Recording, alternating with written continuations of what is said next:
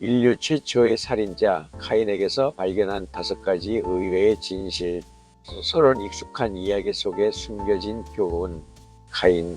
우리는 이 이름을 들으면 곧바로 인류 최초의 살인자 혹은 동생을 시기한 형이라는 이미지를 떠올립니다. 너무나 익숙해서 더 이상 궁금할 것이 없다고 생각하는 이야기일지도 모릅니다.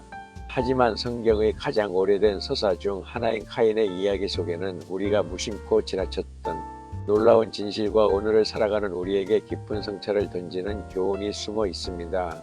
단순한 선악의 구도를 넘어 한 인간의 감정, 선택, 그리고 그 결과가 빚어낸 복합적인 드라마를 함께 들여다보려 합니다.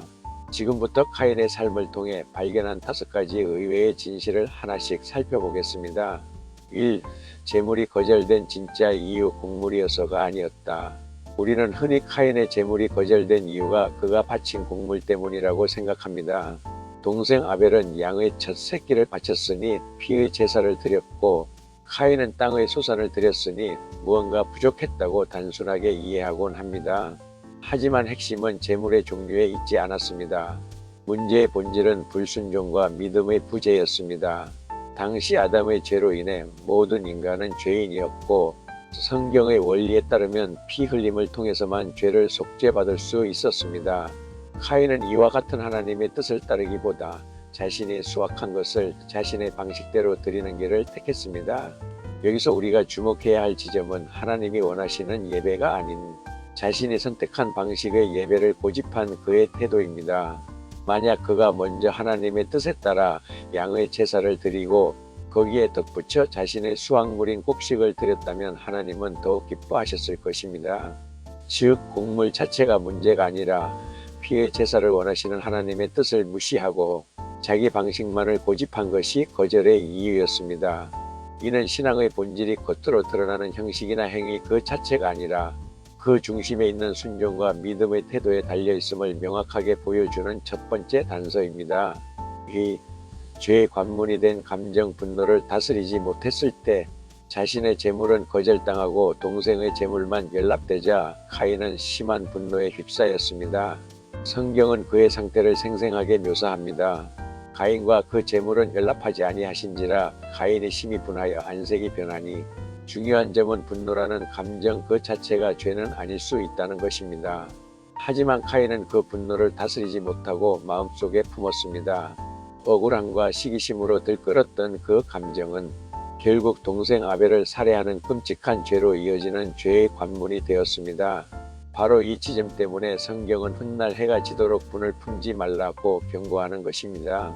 통제되지 않은 감정이 어떻게 한 인간을 파멸로 이끌 수 있는지 보여주는 이 비극적인 사례는 우리에게 분노가 일어날 때 그것을 사귀고 다스리지 않으면 더 큰 죄의 문을 활짝 열게 될 수 있음을 경고합니다. 3. 죄를 덮으려 한 또 다른 죄. 하나님 앞에서의 거짓말. 살인을 저지른 후 하나님께서 카인에게 아우의 행방을 물으셨을 때 그에게는 기회가 있었습니다. 자신의 죄를 솔직하게 고백하고 용서를 구할 수 있는 마지막 기회였습니다. 이 대목에서 카인의 비극이 심화됩니다. 그는 정반대의 길을 선택했습니다. 그는 거짓말로 응수하며 자신의 범죄를 부인하고 죄를 은폐하려 했습니다. 하나의 죄를 덮기 위해 또 다른 죄를 저지른 것입니다. 이는 죄를 지었을 때 그것을 회피하거나 숨기려는 인간의 타락한 본성을 여실히 보여줍니다. 모든 것을 아시는 하나님 앞에서 그의 거짓말은 통할 리 없었고 결국 더 큰 심판을 자초하게 되었습니다. 이 모습은 우리에게 죄의 무게를 감당하기 어려울지라도 숨기려 하기보다 하나님 앞에 겸손히 나아가 자백하는 것만이 유일한 해결 책임을 역설적으로 가르쳐 줍니다. 4. 심판 속의 역설적인 자비. 살인자를 보호하신 하나님. 하나님은 카인에게 땅에서 유리하며 방황하는 자가 될 것이라는 저주를 내리셨습니다.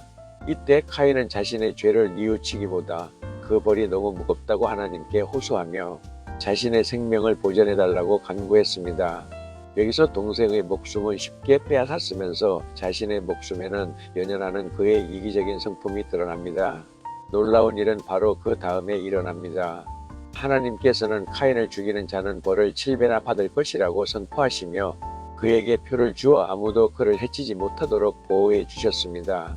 인류 최초의 살인자, 자신의 이기적인 두려움으로 자비를 구한 자의 생명을 하나님께서 직접 보호해 주신 것입니다. 이는 매우 역설적인 장면입니다. 우리는 여기서 죄인을 반드시 심판하시는 공의의 하나님과 동시에 긍휼을 구하는 자에게는 그것이 비록 자기 중심적인 동기에서 비롯되었을지라도 자비를 베푸시는 사랑의 하나님의 복합적인 성품을 발견하게 됩니다. 카인의 이야기는 단순한 징벌 서사가 아니라 이해하기 어려운 하나님의 깊은 속성을 엿볼 수 있는 중요한 창입니다. 5. 반쪽짜리 회개와 그 결과 세상의 성공, 영혼의 실패. 하나님의 역설적인 자비로 목숨을 보전한 카인. 하지만 그의 삶은 근본적인 변화에 이르지 못했습니다. 그는 당장의 죽음을 면한 것에 만족했을 뿐 자신의 죄를 뿌리부터 참회하고 하나님과의 관계를 회복하는 데까지 나아가지는 않았습니다. 그 결과는 무엇이었을까요? 카인과 그의 후손들은 성을 쌓는 등 놀라운 물질 문명을 발전시켰습니다. 세상적인 관점에서는 큰 성공을 이룬 것처럼 보였습니다. 그러나 그들은 신앙의 계보에서 제외되었고 영원한 생명의 축복을 얻는 무리에는 속하지 못했습니다. 이는 우리에게 중요한 질문을 던집니다. 그의 삶은 오직 이 땅에서의 축복만 구하는 것이 얼마나 어리석은 일인지를 보여줍니다.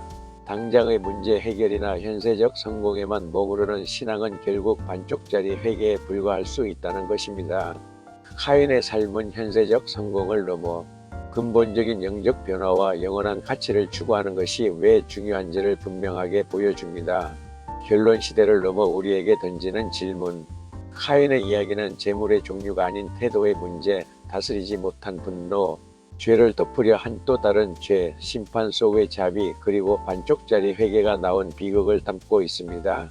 이는 수천 년 전 한 사람의 이야기가 아니라 시대를 넘어 모든 인간의 내면에 존재하는 연약함과 가능성을 비추는 거울과도 같습니다. 이 오래된 이야기를 통해 우리는 스스로에게 질문을 던져야 합니다. 나의 예배는 하나님의 뜻을 따르는 믿음의 제물인가? 아니면 나의 방식을 고집하는 카인의 제물인가? 나는 내 안의 분노를 다스려 죄의 문을 닫고 있는가? 아니면 방치하여 더 큰 비극을 향해 열어두고 있는가? 죄 앞에서 정직한 자백으로 나아가는가? 아니면 또 다른 거짓으로 덮으려 하는가? 나는 하나님의 자비를 구하면서도 여전히 자기 중심적인 동기에 머물러 있지는 않은가? 나의 신앙은 영원한 가치를 추구하는가? 아니면 카인처럼 이 땅의 성공에만 만족하는 반쪽짜리 회개에 머물러 있는가? 어쩌면 우리도 모르는 사이 카인의 어떤 모습이 오늘 우리의 삶 속에 반복되고 있는지도 모릅니다. 감사합니다. 윤전박이, 길진생, 두란노교회, 진짜 아리랑 진짜 쓰리랑, 올바른 신학원 올림.